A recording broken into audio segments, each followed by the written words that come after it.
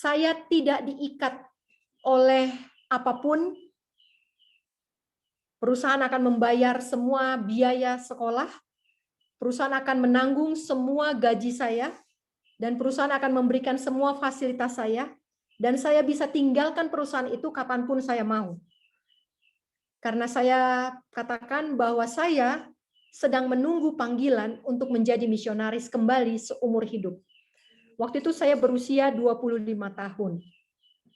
Kemudian saya mengikuti jenjang pelatihan ini dan pendidikan, dan saya terus bekerja di sana sampai 9 tahun.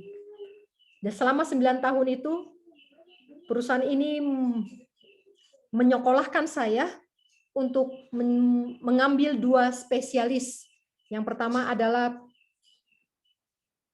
geokimia, dan yang kedua adalah petrofisika, petroleum physics, dan yang kedua geologi kimia.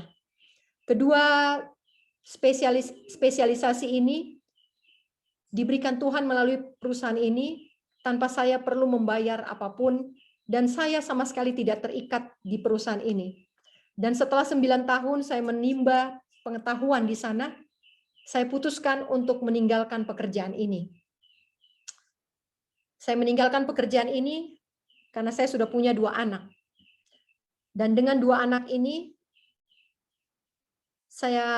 Tuhan membuka pikiran saya untuk meneliti setiap perkataan dari firman Tuhan. Dan tidak satu pun yang membenarkan saya untuk meninggalkan anak saya di tangan orang lain. Tidak satu kali pun ada dukungan dari firman Tuhan terhadap apa yang saya lakukan. Saya bekerja dengan baik, saya punya pekerjaan yang baik, saya aktif di gereja, saya mendukung semua pekerjaan Tuhan, saya tetap menjadi misionaris di kota, tapi tidak ada satupun dukungan yang membenarkan saya untuk meninggalkan anak saya di tangan orang lain, walaupun itu adalah orang tua saya sendiri. Setiap kali saya bekerja, saya titip anak saya di rumah orang tua saya. Dan tidak pernah hati saya tenang untuk meninggalkan mereka. Dan berkali-kali saya terpaksa harus meninggalkan mereka untuk jangka waktu yang lebih lama, karena saya menempuh pendidikan di luar negeri. Dan anak saya sampai besar, mereka ada dalam asuhan neneknya, kedua anak saya. Saya hanya melahirkan dan merawat selama 3 bulan. Setelah itu, mereka saya serahkan kepada neneknya dan diurus oleh neneknya. Dan saya bertanya pertama-tama, apakah ini jalan yang benar? Kalau saya bertanya kepada orang gereja, mereka bilang benar. Benar kenapa? Karena kau punya pekerjaan hebat, dan kau beruntung punya orang tua yang mau menjaga anak-anak. Kalau saya bertanya kepada rekan kerja saya, mereka katakan saya benar. Saya menitipkan anak saya kepada orang tua saya kandung. Tetapi setiap kali saya belajar firman Tuhan, saya tidak pernah dibenarkan oleh firman Tuhan. Dan akhirnya pada tahun 2015, saat itu saya mengambil keputusan untuk berhenti bekerja. Tahun 2013, saya dikirim untuk menempuh pendidikan spesialis saya yang kedua di Amerika, dan di sana saya berbakti di jemaat West Houston SDA Church. Di sana saya bertemu dengan pasangan suami istri yang masih sangat muda, dan mereka bercerita kepada saya bahwa mereka sedang bersiap untuk tinggalkan kota dan hidup di desa. Saya terkejut karena suami istri ini, mereka berdua adalah orang yang sangat aktif, dan suaminya adalah PhD di bidang hukum. Dan bekerja dengan sangat baik, punya pekerjaan yang sangat baik. Tidak ada alasan bagi mereka untuk berhenti bekerja, karena mereka bisa bekerja dan masih tetap aktif di gereja. Saya sangat terkesan dengan kesederhanaan mereka dan kesucian karakter mereka. Dan selama saya di Amerika, saya selalu menyempatkan waktu untuk Bible study dengan kedua orang ini. Dan Bapak ini selalu memberikan saya buku-buku Roh Nubuat yang saya belum pernah lihat di Indonesia. Saya membaca buku-buku ini dan saya menikmati setiap perkataan di dalamnya. Dan inilah pertama kali saya melihat dengan mata kepala saya sendiri ada keluarga yang meninggalkan kota. Kemudian saya pulang ke Indonesia, saya kembali sibuk dengan pekerjaan, karir saya, dan melupakan pekabaran tentang country living. Pada tahun 2015, bisnis perminyakan di seluruh dunia dihantam badai. Tuhan katakan beritahulah umat Israel bahwa Tuhan adalah nenek moyang mereka. Akulah yang. Kemudian seorang pendeta misionaris mengabarkan tentang country living pada tahun 2015. Saat itu tidak ada seorang pun di Indonesia yang mengikuti anjuran country living. Tidak seorang pun yang pernah saya lihat mengikuti anjuran country living kecuali suami istri yang saya temui di Houston. Saya berpikir apakah country living ini benar atau salah. Saya membaca buku Roh Nubuat dan menemukan satu buku berjudul Hidup di Desa, Country Living. Dan saya baca buku ini 9 kali.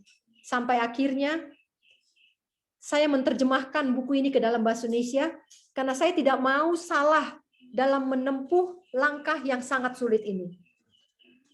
Saya memahami bahwa country living ini adalah amaran dari Tuhan. Dan pada bulan September tahun 2015, sebelum saya dan suami saya berangkat untuk meninjau sebuah sebidang tanah, saya pribadi mengadakan pendamaian dengan Tuhan. Saya mengakui semua kesalahan saya merendahkan diri saya di hadapan Tuhan, dan saya menyelidiki hati saya dengan mendalam.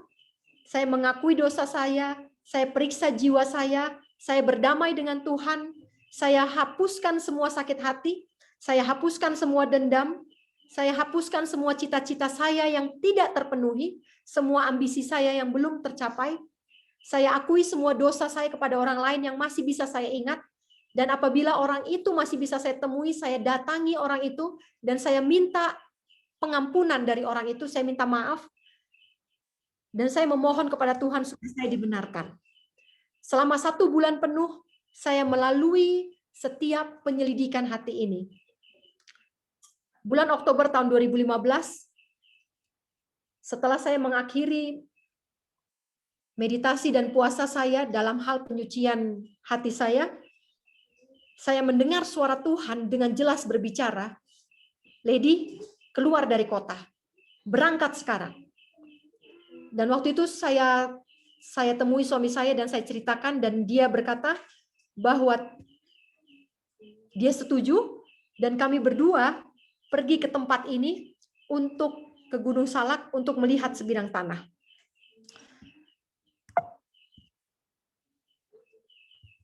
Di sini kami hidup untuk memulai kehidupan kami yang baru. Kami mempunyai 2 orang anak pada waktu kami berangkat keluar dari kota. Anak kami yang pertama bernama Giovanna, yang kedua bernama Josema, seorang laki-laki. Dan membesarkan anak di pedesaan bukanlah hal yang mudah. Waktu itu saya membaca sebuah buku petunjuk sekolah rumah dan gereja, Home and Church School Manual.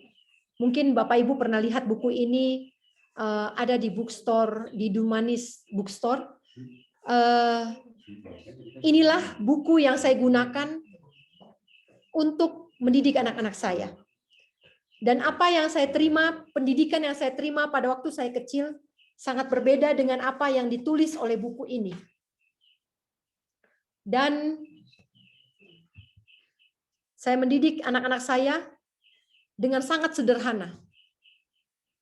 Kami tidak menyiapkan biaya untuk sekolah mereka. Kami tidak punya rencana untuk menyekolahkan mereka. Kami tidak punya rencana untuk mendidik mereka menjadi dokter, insinyur, atau apapun. Kami tidak punya lagi ambisi seperti itu. Kami hanya mau mereka mampu untuk mengenal juru selamat mereka lebih cepat. Mereka mampu untuk memutuskan, menyerahkan hidup mereka sepenuhnya ke dalam tangan Tuhan lebih cepat. Saya hampir tidak sabar untuk menunggu anak-anak saya dewasa, sehingga saya memberikan kepada mereka pelajaran-pelajaran nubuatan, Daniel dan Wahyu, kemenangan akhir, semua pelajaran itu saya berikan kepada mereka sejak usia mereka masih sangat muda. Kami mendidik anak-anak ini hanya dengan cara yang sederhana, dengan bercocok tanam, dengan pekerjaan di rumah, dengan pelayanan dengan tetangga, dan apapun itu yang dapat membuat mereka mengerti karakter Yesus. Kami mendidik mereka hanya dengan apa yang ada di rumah.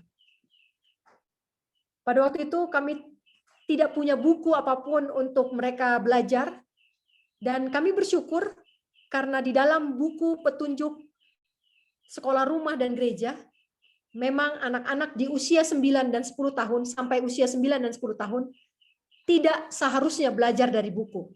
Itu sebabnya kami tidak perlu biaya apapun untuk menyediakan buku bagi mereka. Pelayanan anak-anak saya dimulai sejak mereka masih sangat kecil. Yang terakhir, anak saya yang paling kecil, Joani, dia lahir ketika kami sudah berada di sini.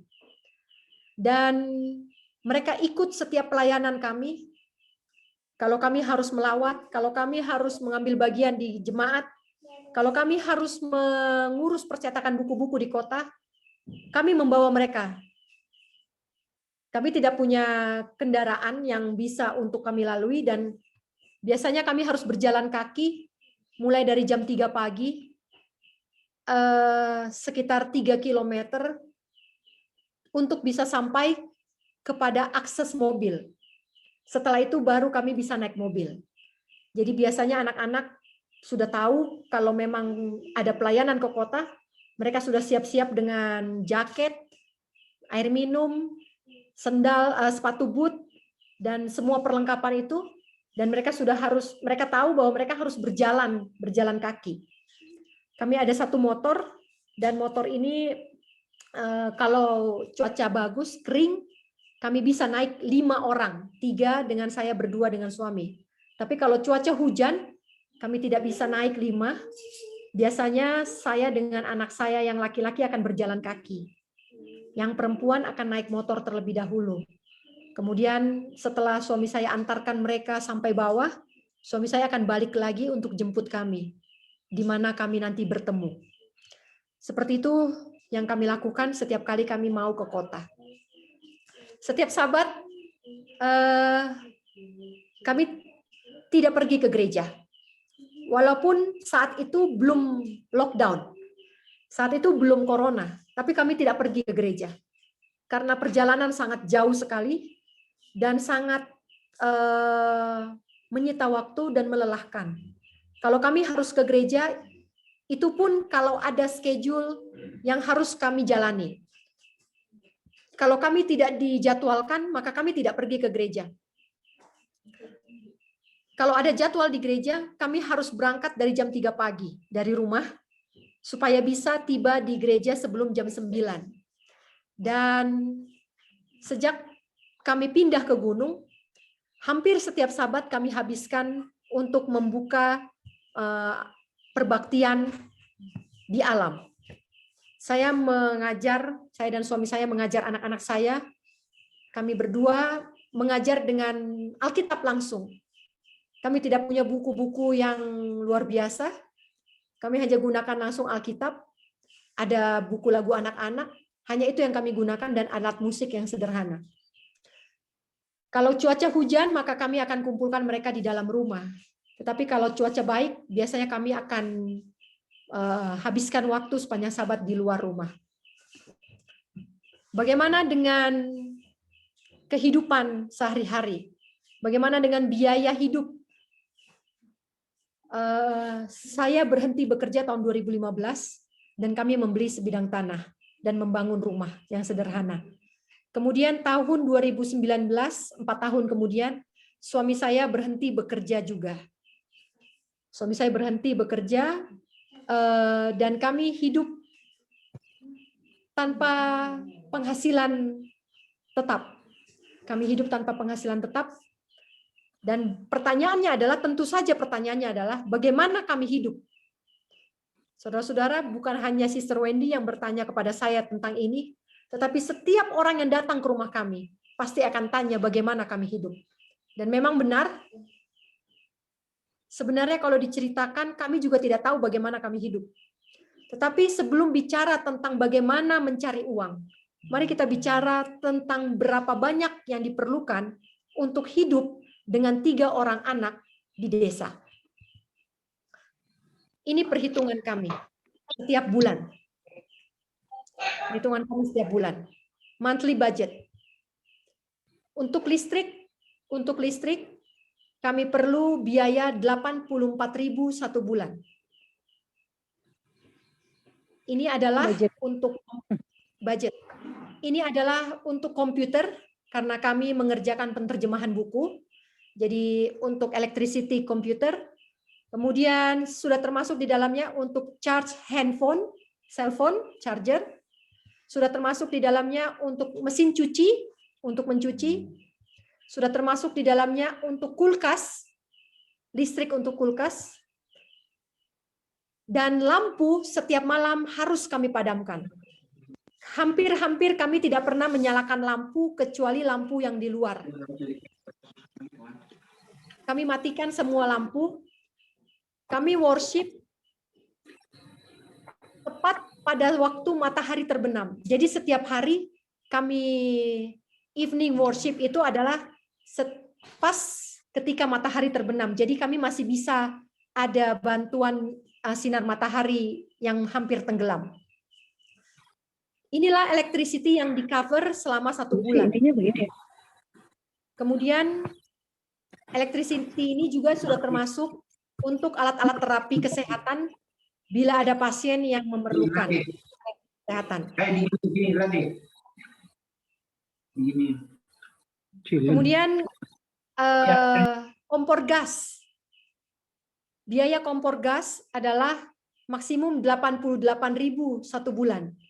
Karena menggunakan hampir lebih banyak kayu bakar untuk memasak. Jadi kami bisa lebih irit dalam penggunaan gas. Jadi ini budget bulanan maksimum 88.000 satu bulan untuk kompor gas. Kemudian minyak goreng.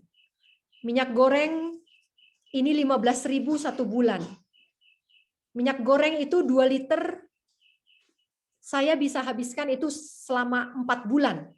Bisa bertahan selama 4 bulan. 2 liter minyak goreng. Bisa bertahan sampai 4 bulan. Karena kami mengikuti pola makan dan pola masak reformasi kesehatan, maka biayanya sangat murah sekali. Ya, biayanya sangat murah karena tidak ada yang harus dimasak sampai lama. Bahkan hampir lebih banyak sayuran itu kami makan mentah. Dan ini berakibat rendahnya biaya hidup kami setiap bulan. Minyak goreng 15.000 satu bulan, kemudian beras, ini yang paling besar, karena kami masih makan hampir lebih banyak beras, 300.000 satu bulan. Kami harus siapkan ekstra sekitar 200.000 satu bulan. Ini adalah untuk tamu, kalau ada tamu di rumah. Kalau ada tamu di rumah biasanya saya sediakan tahu dan tempe. Tapi kalau tidak ada tamu biasanya kami tidak sediakan tahu dan tempe, kami hanya makan biasanya sayuran atau biji-bijian. Kemudian 200.000 ini adalah ekstra kalau kami penginjilan, evangelism ke kota. Sudah termasuk di sana juga.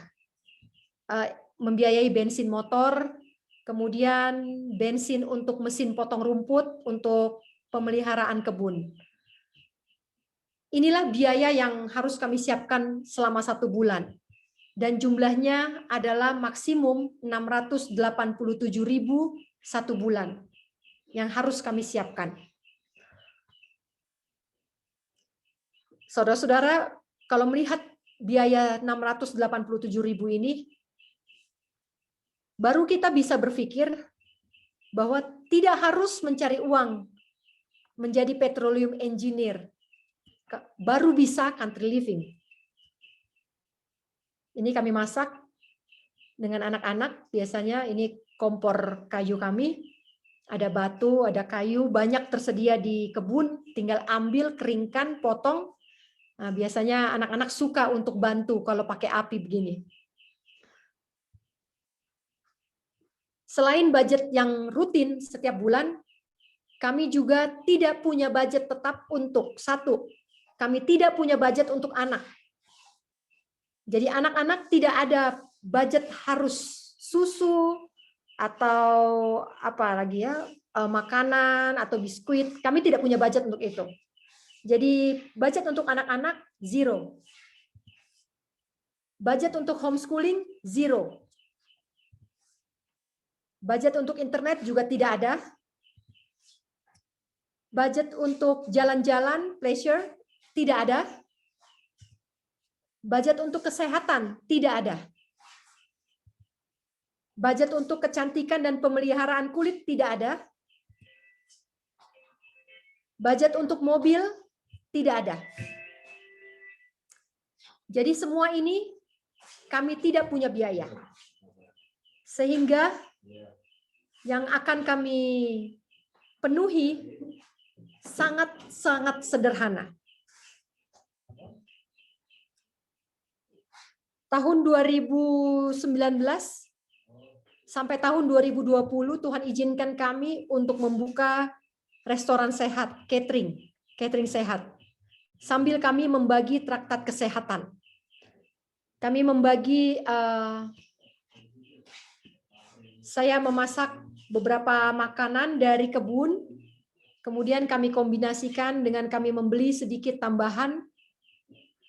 Tapi bahan utamanya, bahan dasarnya biasanya dari kebun.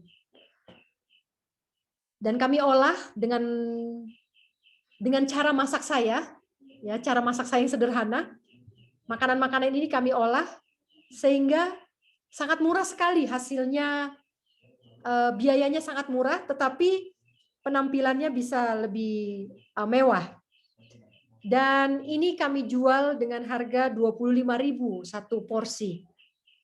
Vegetarian, tanpa produk hewan, tanpa penyedap, tanpa minyak goreng-gorengan, dan tanpa gula refined. Ini kami lakukan 2 tahun, hampir 2 tahun ya. Tidak penuh 2 tahun, tapi hampir 2 tahun. Dan puji Tuhan, makanan-makanan ini berkenan di hati orang yang memesan. Dan customer kami untuk catering sehat ini 100% non-Advent. 100% non-Advent. Saya bawa ini, kami tawarkan ini di kantor, di tempat suami saya bekerja, dan puji Tuhan sambutannya sangat baik.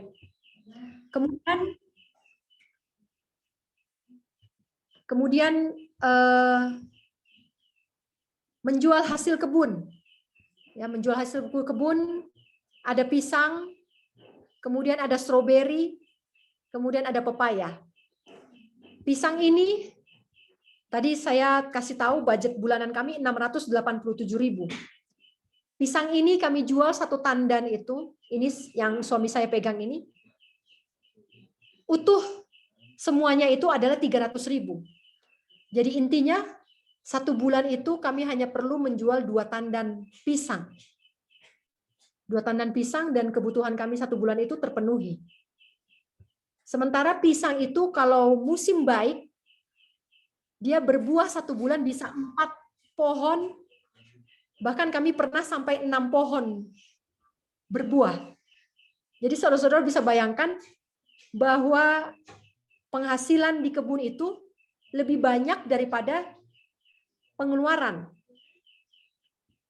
Belum lagi ditambah dengan buah-buahan yang lain.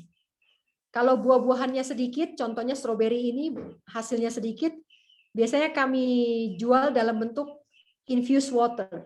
Ya, jadi lemon dengan mint, daun mint, dengan strawberry, ini dari kebun semua, dan kami buat dalam bentuk infused water. Dan ini juga sangat dinikmati oleh customer. Kemudian, saudara-saudara, restoran sehat terpaksa harus tutup tahun 2020 karena pandemik corona. Tahun 2020 bulan Maret mulai lockdown di Jakarta dan kami tidak bisa lagi datang ke Jakarta, ke kota untuk mengantarkan makanan. Dan otomatis restoran sehat dan traktat kesehatan stop di tahun 2020. Kemudian, bagaimana dengan penjualan hasil kebun? Pisang, stroberi, lemon, dan pepaya. Saudara-saudara, tadinya ini adalah sumber penghasilan kami. Tetapi tahun 2021 terjadi climate change yang membuat iklim berubah dengan sangat drastis. Sehingga tahun ini hampir tidak ada pohon yang berbuah. Dan kami kehilangan semua stroberi kami kehilangan semua pohon stroberi kami karena tidak bisa bertahan dengan curah hujan yang sangat lebat. Mereka semua kena penyakit akar, membusuk akarnya, dan pepaya juga kena penyakit karena curah hujan yang tidak menentu dan terlalu limpah, terlalu banyak. Tidak berbuah juga pepaya. Pisang, pohon pisang kami semua putus semua, tumbang semua, karena angin yang menimpa tempat kami sepanjang tahun ini, yang seharusnya kami tidak mengalami angin yang sedemikian sering ya. Dan tahun ini semua pohon pisang rubuh, pohon stroberi kena penyakit, dan pohon pepaya juga. Dan tidak ada penjualan dari hasil kebun. Tapi Tuhan memberikan kami kesempatan yang lain. Tuhan memberikan kepada kami kesempatan yang lain. Pada satu kali kami mengadakan perjalanan ke NTT, ke Flores. Kami melihat di sana dalam suatu perjalanan mission trip, kami membawakan pekabaran di sana tentang tanda-tanda akhir zaman. Dan kami melihat banyak potensi yang ada di sana. Dan ketika kami pulang dari NTT, kami melihat, kami membawa beberapa produk kesehatan, ada gula cair, kemudian ada coconut oil, dan ada juga candle nut, kemudian ada madu, kemudian ada garam. Ini semua kami bawa dan kami jual. Dan saudara-saudara, ini memelihara kehidupan kami. Tuhan gunakan ini untuk memeliharakan kehidupan kami.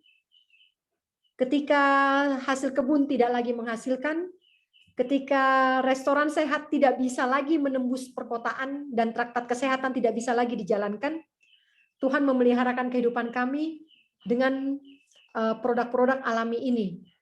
Dan ternyata produk-produk ini sangat diminati ketika pandemik ini mewabah di Jakarta.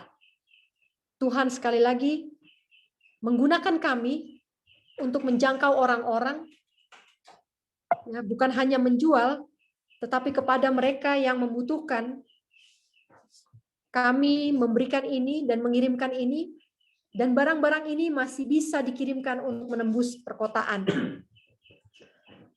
Bagaimana dengan makan harian kami? Apa yang kami makan dengan 687.000 satu bulan? Ini makanan kami, ini hanya kami tanam sedikit, jagung, nasi dengan daun kelor dan tomat. Nah, ini sudah mewah sekali. Ini makanan harian kami. Kemudian ini ada sayuran selada, tomat mentah, nasi.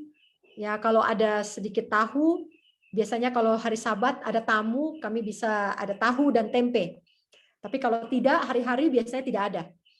Kemudian ini biasanya di sini tetangga juga menanam semua, dan puji Tuhan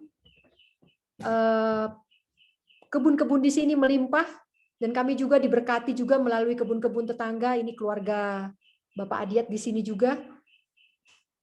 Hampir setiap minggu kami menerima sayuran, dan ini bisa menambah persediaan kami, ya. Kami saling berbagi di sini. Kemudian ini makanan kami hari-hari begini, makanan kami setiap hari di gunung. Kalau ditanya apakah anak-anak saya cukup protein atau tidak, saya nggak tahu. Saya nggak tahu anak-anak saya cukup protein atau tidak. Apakah anak-anak saya kurang vitamin? Saya juga tidak tahu. Tapi yang jelas mereka sehat, mereka bertumbuh, dan mereka kuat. Karena kami tidak terlalu punya banyak pilihan di tempat ini. Apa yang kami punya, itu yang kami makan. Dan sampai saat ini, Tuhan belum pernah mempermalukan kami dengan makanan ini.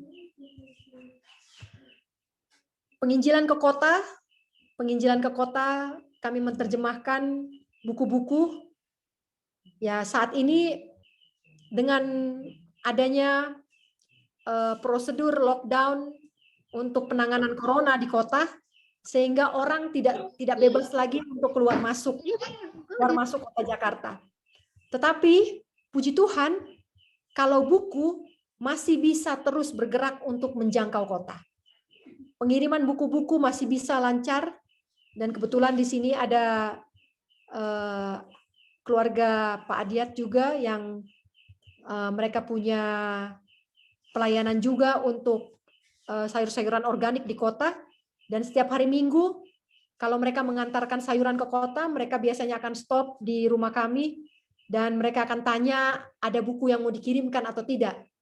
Biasanya sudah janjian, dan kami akan bungkus buku-buku pesanan-pesanan, dan keluarga ini, adik kami Bayu yang akan bawa ke Jakarta dengan truknya, dan mereka nanti akan drop di shipment, di kurir, dan buku-buku ini bisa sampai kemana saja, bahkan ke luar negeri, bahkan sampai ke Amerika. Begitulah cara kami mengirimkan buku-buku ini tanpa perlu kami berbondong-bondong harus ke kota, karena sekarang kota sudah sangat ketat sekali prosedurnya sehubungan dengan corona. Dan sampai sekarang Tuhan belum pernah menghentikan pekerjaan buku-buku ini. Jadi memang sesuai dengan nasihat Roh Nubuat bahwa pelayanan buku-buku akan bisa terus berjalan sampai hukum jual beli ditetapkan. Setelah itu, pelayanan yang tidak akan pernah berhenti sampai nanti orang-orang yang kudus akan lari ke hutan. Pelayanan yang tidak akan berhenti yang kedua adalah medical missionaries. Dan inilah yang kami saat ini sedang pelajari dengan lebih giat lagi, dan kami tetap berdoa supaya Tuhan menambahkan kepada kami kemampuan dalam bidang medical missionary. Buku-buku ini sampai sekarang masih bisa jalan, tetapi akan tiba waktunya kami sama sekali tidak akan bisa lagi menembus kota. Ketika jual beli sudah mulai dilarang, ketika jual beli sudah mulai tidak bebas lagi, maka kami harus siap untuk penginjilan yang terakhir, yaitu penginjilan medis. Inilah yang besok akan saya kupas, bagaimana caranya mempersiapkan diri untuk dipakai Tuhan dalam jangkauan yang terakhir, yaitu penginjilan medis. Ini penginjilan kota. Penginjilan kota, kami datang ke kota-kota. Waktu itu kami berkesempatan untuk datang di kota-kota, 7 kota. 6 kota berada di Flores, di NTT, dan 1 kota ada di Pulau Jawa. Dan semua ini kami jalankan pada waktu memang masih bebas untuk berpergian. Tahun lalu masih bebas untuk berpergian. Tetapi saat ini, keadaan seperti ini tidak bisa lagi kami lakukan. Dan satu-satunya cara kami untuk menjangkau mereka adalah dengan mengirimkan buku-buku kepada mereka yang sudah pernah menerima pelajaran tentang peristiwa-peristiwa akhir zaman. Baik, ini kesaksian saya. Pertanyaan yang berikutnya adalah, siapakah yang harus menjadi misionaris? Semua orang. Semua orang yang mau hidup-hidup masuk ke dalam kerajaan surga harus jadi misionaris. Karena tidak ada lapangan pekerjaan kalau tidak menjadi misionaris. Dan pekerjaan yang paling akan dinantikan, yang paling akan lapangan kerja yang paling terbuka, paling lebar, sampai nanti pintu kasihan ditutup, adalah lapangan pekerjaan medical missionary. Saudara-saudara, kalau mau apply untuk lapangan pekerjaan ini, berdoa dari sekarang. Ya, berdoa dari sekarang, Tuhan pasti akan pilih. Asal kita mau menurut.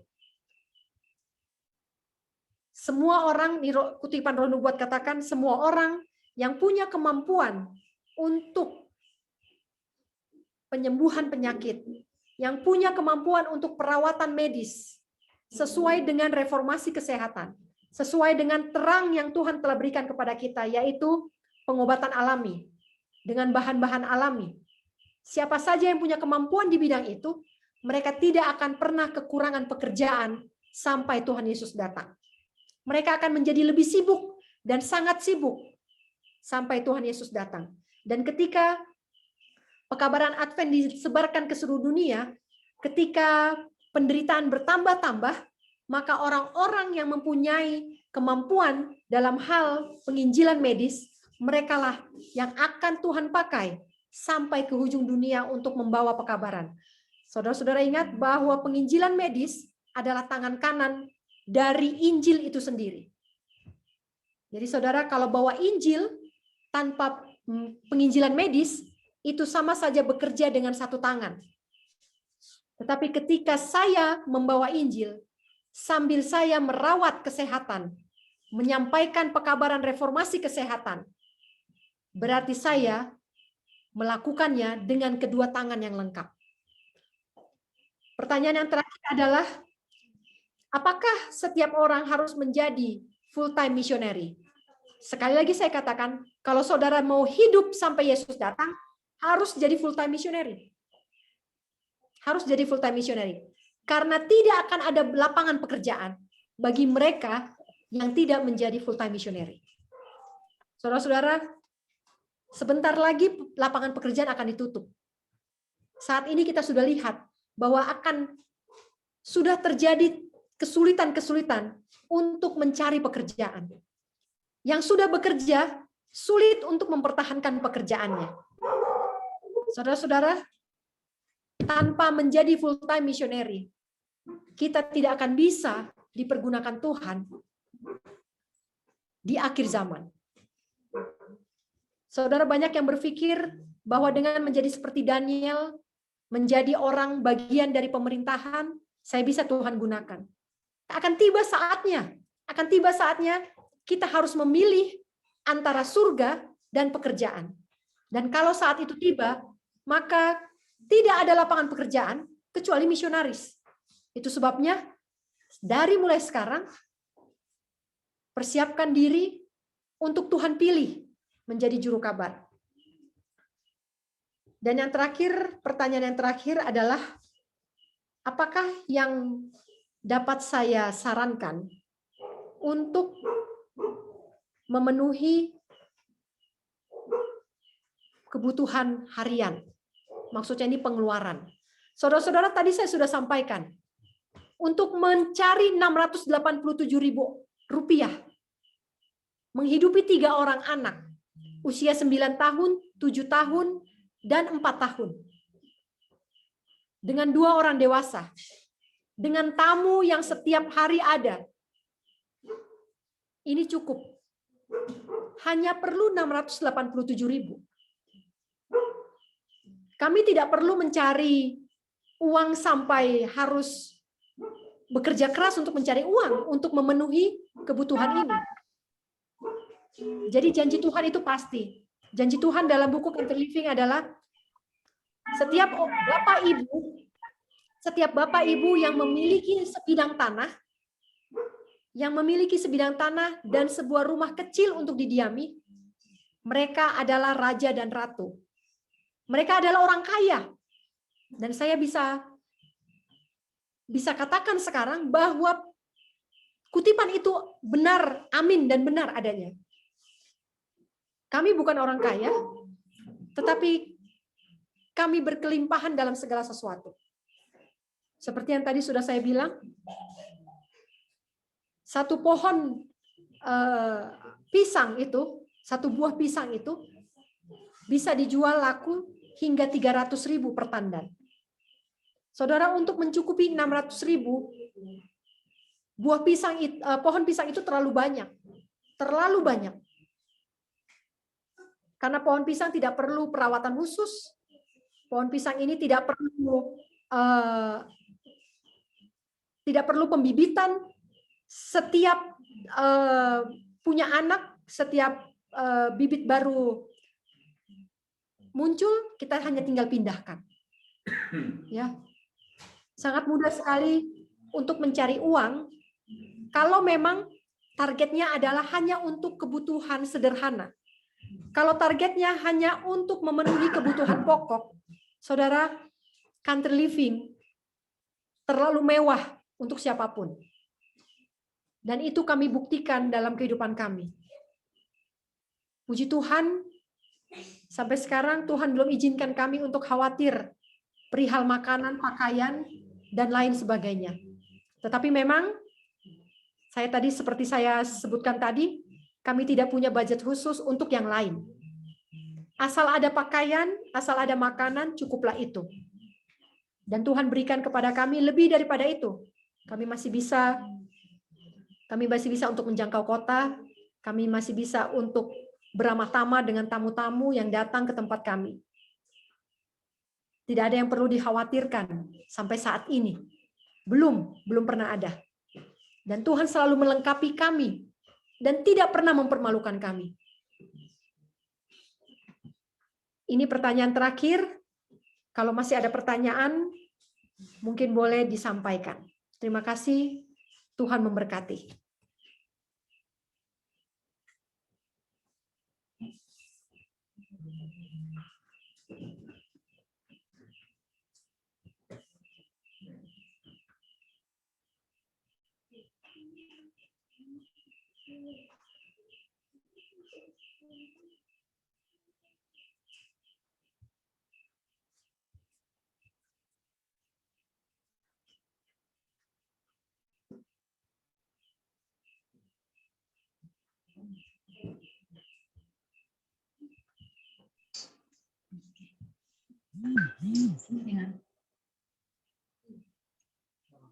Puji Tuhan, perkongsian cerita hidup yang sangat luar biasa karena kita punya Tuhan yang luar biasa. Secara pribadi saya sangat terkesan dan saya tidak tahu apa mau cakap lagi, Sister Lady, dengan terutamanya perkongsian mengenai perbelanjaan bulanan, bukan harian yang dikatakan tadi, tapi bulanan. Bulanan pun, harian pun hampir-hampir tidak cukup itu untuk keseluruhannya. Tapi ternyata Tuhan Maha Kaya. Ya. Puji Tuhan. Dan untuk saat ini mungkin ya pertanyaan-pertanyaan atau perkongsian yang Sister Lady bagikan tadi itu adalah untuk menjawab pertanyaan yang saya berikan sebenarnya, dan terima kasih Sister Lady, semuanya sudah terjawab. Semuanya ya sangat mengangkat jiwa. Jadi untuk saat ini mungkin ada yang lain, ada pertanyaan lagi, kan kita bagikan masa ini bagi mereka. Tentu sekali banyak yang ya banyak sesuatu yang baru yang kelihatan sangat mustahil bagi kehidupan harian, bagi kami ya, atau bagi kebanyakan orang yang belum menyerahkan, saya boleh katakan belum menyerahkan sepenuhnya kepada kuasa Tuhan dalam memberikan keperluan harian, baik makanan maupun pakaian. Tadi Sister Lady kata tidak perlu pun ada budget penjagaan muka. Jadi ya, namun kelihatan kemas, kelihatan menarik juga. Amin. Ya, tentu sekali Tuhan tidak mau kelihatan anak-anaknya yang sudah menyerahkan hidup kepada itu kelihatan kami katakan cincai, ya. Saya kurang pasti apa tuh kalau kelihatan seleke, kelihatan tidak rapi seperti begitu. Ya, Tuhan beri hikmat bagaimana menjaga luar dalam. Oke, maksudnya hati, penampilan luar itu pastinya dari hati. Oke, saya nampak ada pertanyaan masuk. Nah, oke, ini lebih kepada Sister Lady, nampakkah pertanyaan yang masuk di ruang chat? Iya, oke, silakan terus jawab.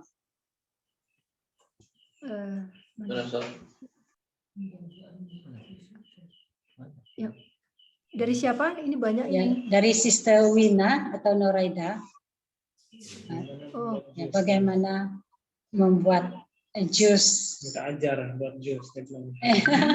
Ya, mau minta ajar buat jus katanya. Oh, jus. Ya, yang ringkas ini kan? Oh ya. Atau soya. Chatnya.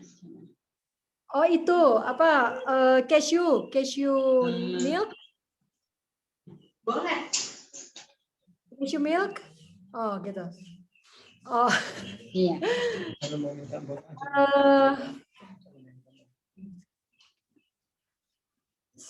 Saya kalau buat jus ya hanya saya tidak minum jus, langsung makan saja buahnya.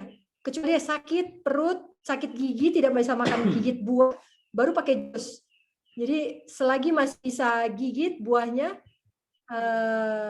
saya rasa tidak perlu makan jus. Tapi kalau dibilang cashew milk, ini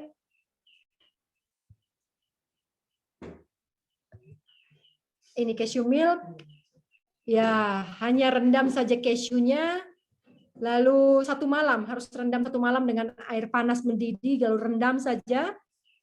Baru besok pagi pakai blender, cashew dengan air minum 1:4. Jadi 1 cup cashew 4 cup air. Blender sampai halus, lalu saring dengan kain. Sesudah itu baru dikasih garam, kalau suka sugar, kalau suka vanilla ekstrak, boleh apa saja. Nah, sudah selesai, taruh di botol, lalu simpan di freezer. Nah, ini bisa kita nikmati setiap hari, jadi sekali bikin banyak. Di keluarga kita rata-rata setiap hari Sabat kita sediakan ini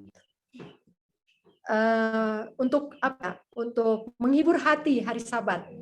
Jadi supaya sedikit lebih berbeda hari Sabat, istimewa, special day. Jadi biasa kami di rumah ada cashew milk. Jadi sangat gampang sekali, tidak usah dimasak, tidak ada yang perlu dimasak.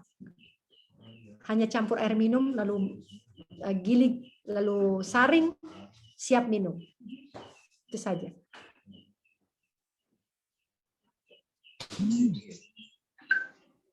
Setelah disaring ampasnya boleh dimakan juga, begitu kan? Ya, ampasnya nanti saya campur dengan adonan roti. Saya bikin roti. Saya bikin biskuit atau saya bikin brownies ampasnya. Jadi sama sekali tidak ada yang terbuang. Biasanya cashew milk ini saya peras 3 kali. Saya peras santannya 3 kali, cashew milk. Jadi 2 kali untuk susu, yang 1 kali ini untuk sup. Lebih encer, lalu saya buat untuk sup. Jadi bisa makan cashew kapan saja jadinya. Kalau dari 250 gram cashew itu bisa jadi 5 liter susu. Ini banyak sekali hasilnya.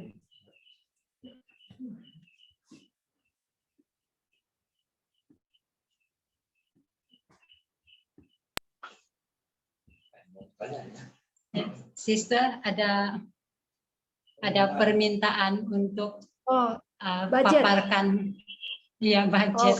Ini mau harus dipelajari ini, mau bergumul. Tidak tahu kalau bisa, kalau dikurangkan pun oke, puji Tuhan sudah. Ini kalau mau dicatat boleh dicatat, tapi jangan ditiru. Don't try this at home ya.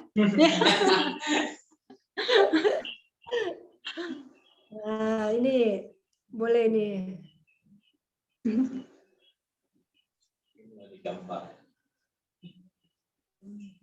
Nah ini, ya ini dia.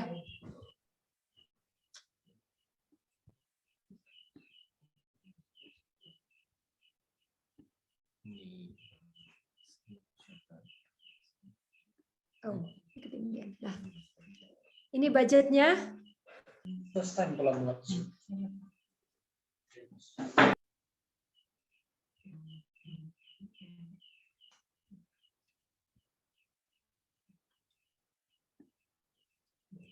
Ini yang tidak ada budget. Ini yang tanpa budget. Anak, homeschooling, internet, jalan-jalan, kesehatan, tidak ada budget kesehatan.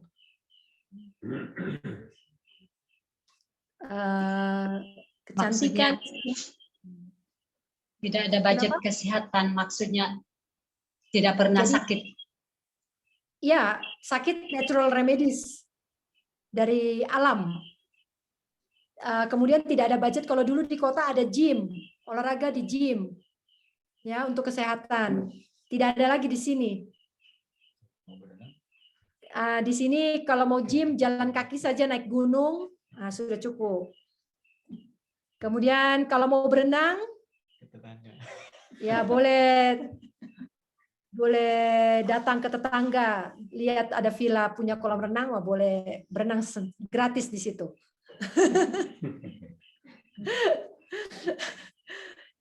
Kesehatan tidak ada budget karena kesehatan itu apa ya, buah, vitamin langsung dari buah ya, buah petik dari kebun, daun-daun, rumput-rumput itu pegagan apa bahasa Indonesia ya? Antanan, pegagan sama ya, antanan ya. Itu kesehatan itu tanpa budget, kesehatan tanpa budget itu antanan, buah pisang, jambu, markisa, sayur-sayuran, semua itu nggak ada budget. Udara bersih tanpa AC, itu kesehatan tidak ada budget. Ya, kemudian sauna tidak ada budget karena itu di kompor api kayu api itu kan panas, ya. Ya. Jadi tidak ada budget. Apalagi ya hampir semua gratis di sini, gratis semua. Jadi dulu saya untuk kesehatan beli buah-buahan organik itu biaya saya dulu tahun 2011 itu 3,5 juta 1 bulan hanya untuk buah-buahan lokal macam pepaya, nanas itu. Tapi sekarang di sini gratis. Ada tetangga juga kasih.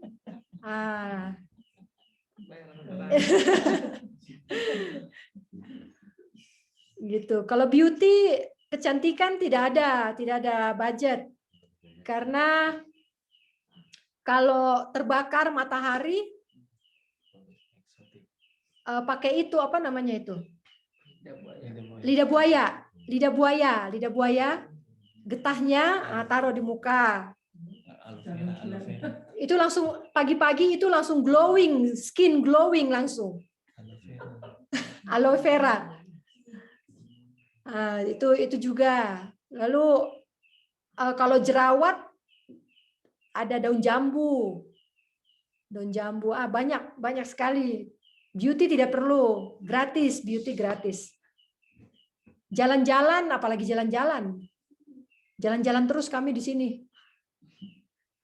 Ke rumah Pak Adiat, naik 500 meter, jalan kaki, jalan-jalan.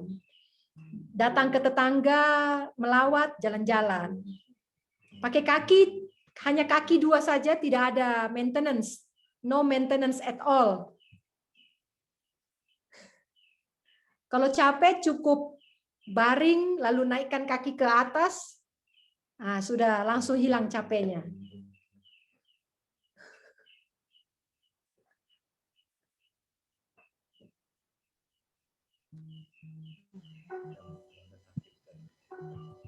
Ada lagi yang mau ditanya? Ya. Wah. Oke. Bagaimana pernahkah ada mengalami situasi yang emergency, sistem emergency dari segi kesehatan? Ya, Sering. mungkin. Sering. Sering. Oh. Dari Jadi, hidup sampai mati. semua diusahakan sendiri. Ya. Perawatan Jadi, alami. ya, anak-anak dari lahir yang kecil ini juga kan sudah tinggal di gunung dari mulai lahir kan. Jadi ya namanya bayi, dia akan ada sakit, panas. Ya. Hampir mati. Hampir mati sering, tapi belum sampai sekarang belum mati.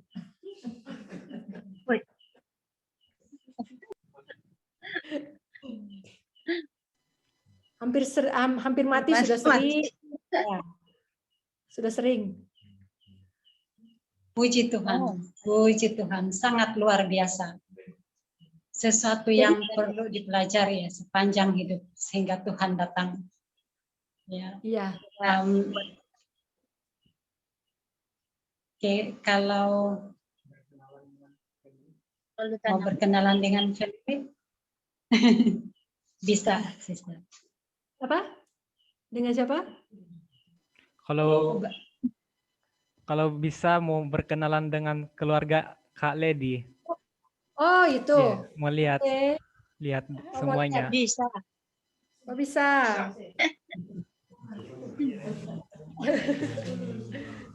Mau datang Indonesia. Sini. Wah. Halo.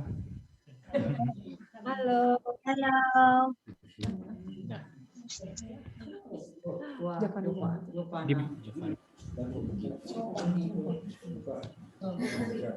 Amin. Di kesempatan yang akan datang, kita mau dengar perkongsian lagi dari Sister Lady tentang homeschooling ya. Sehingga topik ini perlu masa yang panjang kan, Sister? Ya. Di kesempatan yang lain lagi. Untuk hari ini memang tidak sempat bahaskan untuk topik ini. Ya. Hari Sabat besok kita tentang penyakit. Ya, hari Sabat besok, sahabat-sahabat semua yang ada di sini silakan ya join lagi ya sambungan kesinambungan untuk hari ini. Bagaimana mereka mempraktikkan perawatan alami. Saya akan bahas juga penyakit-penyakit yang pernah kami alami. Dan yang tadi tanya bagaimana darurat, ya kami bisa sampai punya kesaksian adalah karena selalu darurat. Itu sebabnya kami punya kesaksian. Kalau tidak pernah hidup darurat, sulit untuk punya kesaksian jadinya. Jadi Amin. besok kami akan sharing juga bagaimana penyakit-penyakit yang kami punya penyakit bawaan keluarga. Dan bagaimana kami hidup dengan duri dalam daging, dengan alam yang Tuhan berikan. Wah, kalau begitu besok bagi saya pertama kali mau dengar tentang itu, Sis Lady. Ya. Ya. Ya, ataupun mungkin yang saya terpikir untuk kita punya acara depan, Sis Lady mungkin boleh kasih sharing bagaimana Sis Lady mengajar bagaimana homeschooling dengan anak-anak. Oh, boleh. Iya. Boleh. Ya. Boleh Ya, kita bagaimana penganjur? Kita belajar homeschooling tanpa budget ya. Iya. Ya, menarik untuk mau didengarkan bagaimana low budget itu membesarkan anak-anak. Low budget. Iya. Terima kasih. Iya. Anak muda mau tahu. Del, persediaan. Itulah Oke. Saya rasa untuk malam ini kita. Ada soalan saya tuh, Del. Oh, Mbak. Oke. sebenarnya kan kamu unmute saja, terus Iya. kita macam jadi perbualan di sini. Ada sana Ini chat apa persediaan untuk ibu bapak bagi memulakan homeschool? Mas dulu sebentar ya, Nak ya. Boleh? Oke. Ya. Oh, itu Apa next topic. persediaan? Ya. Tapi saya kasih tahu saja persediaan untuk ibu bapak yang mau memulakan homeschool itu yang pertama adalah Alkitab. Yang kedua adalah alam. Jadi kalau punya alam, punya Alkitab, sudah cukup itu. Amin. Amin. Kita bisa belajar matematika, kita bisa belajar kimia, kita bisa belajar fisika, kita bisa belajar geologi, ilmu geologi dari Alkitab dan alam saja. Amin. Ya, di sini ada pertanyaan dari Sis Valeria. Dia tanya, apa persediaan untuk ibu bapak bagi memulakan homeschool? Sudah, itulah dia jawab. Saya jawab. Sudah dijawab. Dijawab. Alright. Oke. Enak mau belajar. Ya.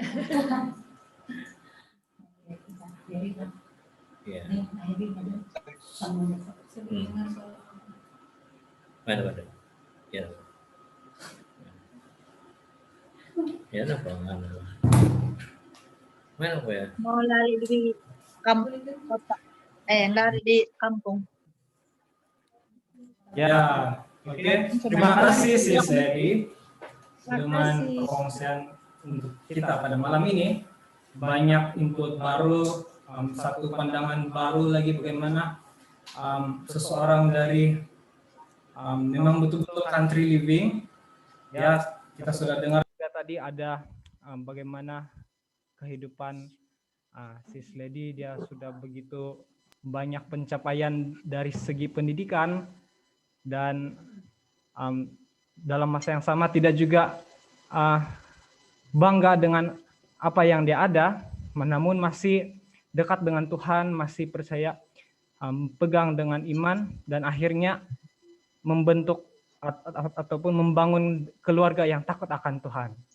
Ya, jadi Tidak pernah ambisi. amin, puji Tuhan. Tidak. Terima kasih semuanya sudah bergabung bersama-sama dengan kita semua pada malam ini. Yang kita sudah tiba di ujung acara. Saya rasa ada mau nyanyi? Tidak.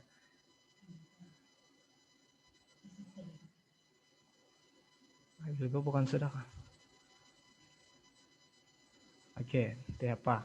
Oke, jadi kita tidak payah nyanyi lah. Kita terus tutup dengan doa dan diminta kesediaan Sis Lady untuk tutup doa, boleh? Ya. Kita bersatu dalam doa. Ya Bapa dalam surga, kami bersyukur kepadamu untuk kesempatan bersaksi demi nama Tuhan. Ya Bapa, apabila ada yang hamba-Mu ucapkan tadi, yang mengarah kepada penonjolan diri, Tuhan, mohon Engkau ampuni hamba. Ampuni kesalahan dan kekurangan hamba dalam berkata-kata. Dan hamba mohon Tuhan supaya itu tidak akan digunakan setan untuk berkarya di dalam hidup kami masing-masing. Bapa dalam surga, kami mohon kepadamu Tuhan, agar semua kesaksian yang boleh kami bagikan pada malam hari ini menjadi berkat, bukan menjadi satu hal yang menakutkan, tetapi membawa sukacita, melihat bahwa betapa mudahnya hidup untuk menurut Tuhan.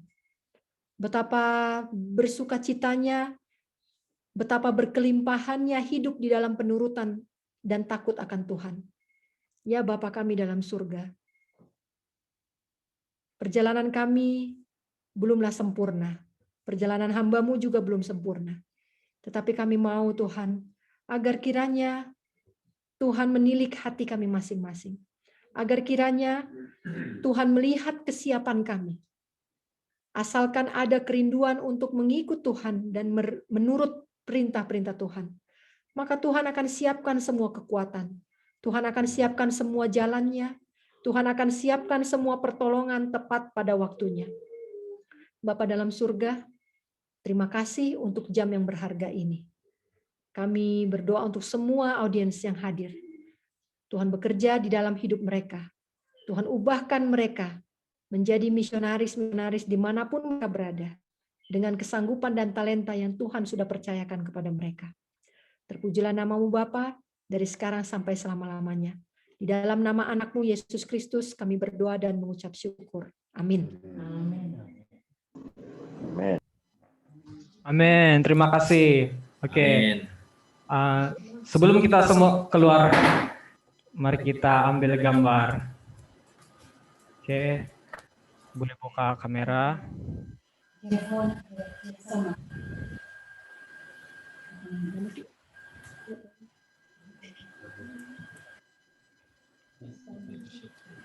Wah, ramai sekali.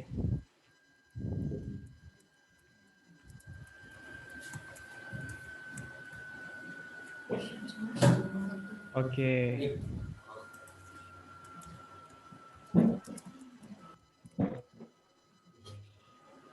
Oke, saya akan ambil gambar.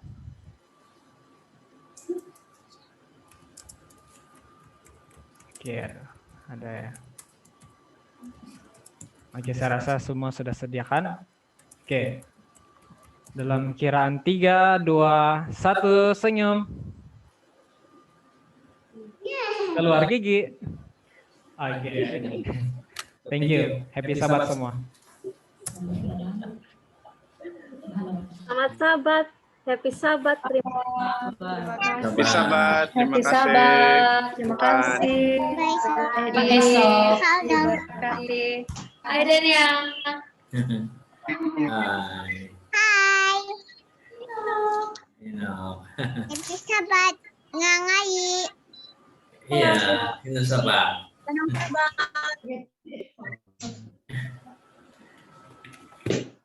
Jumpa esok ya.